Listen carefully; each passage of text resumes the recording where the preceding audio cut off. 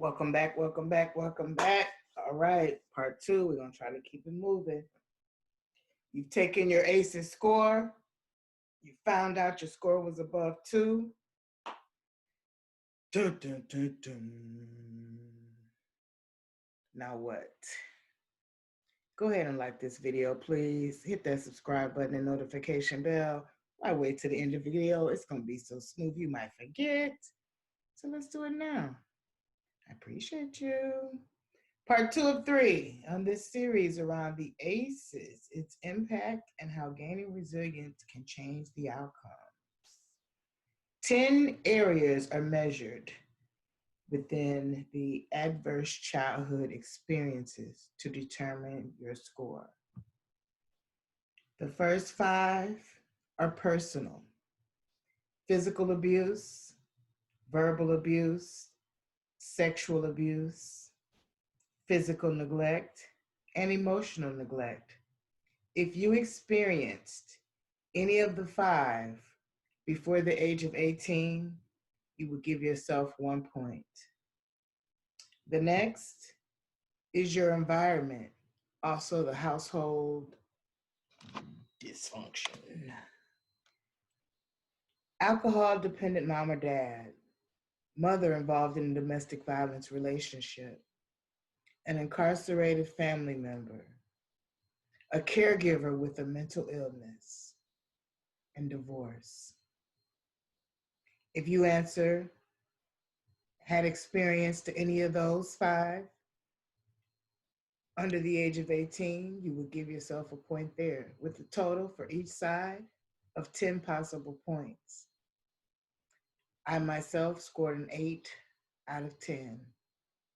What was your score?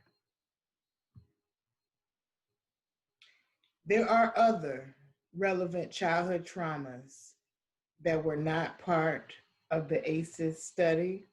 However, they are very vital and worth mentioning. Racism, bullying, grandparent domestic violence, foster care system, juvenile justice system.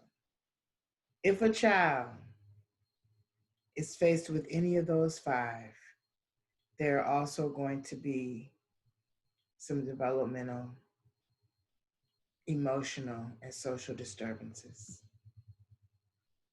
What do we know?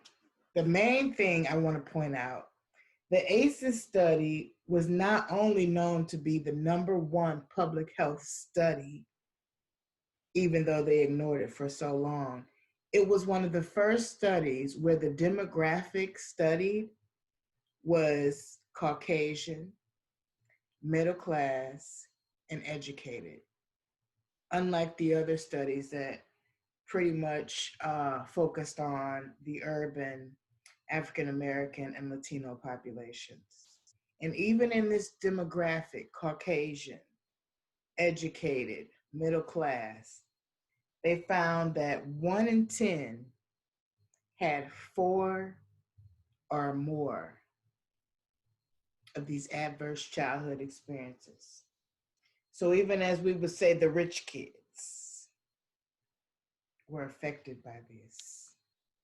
And so what happens? Heart disease, lung cancer, diabetes, depression. You become the perpetrator of violence. Victims of domestic violence yourself too. Suicide and mistrust of adults. Just to name a few, just to name a few. As you can see here to the graph on the right, the red represents the women, the yellow represents the men, and it goes across with the number of A.C.E.S. The top score is 4 or more, and you can see how much that increases the underlying chronic depression. And I honestly would challenge that the only reason the men scored lower here is because men are not as common to go to a doctor and report their symptoms or seek therapy, okay? What does the adverse childhood experiences study prove that the cost is per child with those 4 or more, even 2 or more A.C.E.S scores. 32,000 alone in childhood health care costs. Another 11,000 when they become an adult for their medical cost. 144,000 in productivity loss. 8,000 in child welfare costs. 7,000 goes to the criminal justice system, and 8,000 for special education. The higher the A.C.E.S score, the more times they're likely to commit suicide or attempt to commit suicide. Childhood experiences, adverse childhood experiences, have an impact on whether the child will be raped later in life. The higher the score, the more potential for that rape, which means more likely to be under the influence, more likely to be an area of mistrust, more likely to find herself in those vulnerable positions. And then on the right, the graph shows you higher level of absenteeism, higher level of serious financial problems, because if you don't go to work, you don't have the money, you can't pay your bills, and then you start performing or not performing well at your job. I just want to make it clear. It sounds really bad. The suicide, depression, anxiety, the mental health alone takes the greatest toll. And eventually, you hit that curve in life, and on comes the heart disease, the high blood pressure, the diabetes.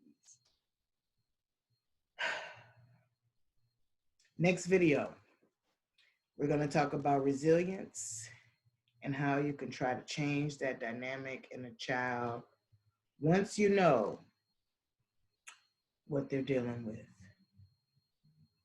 Like, comment, subscribe, share the video, tell a friend, and I'll catch you in the next one. Peace. Namaste.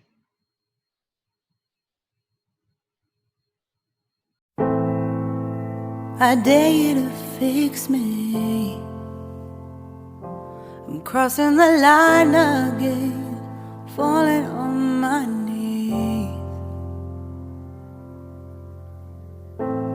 No stranger to pain, it's never ending, it's only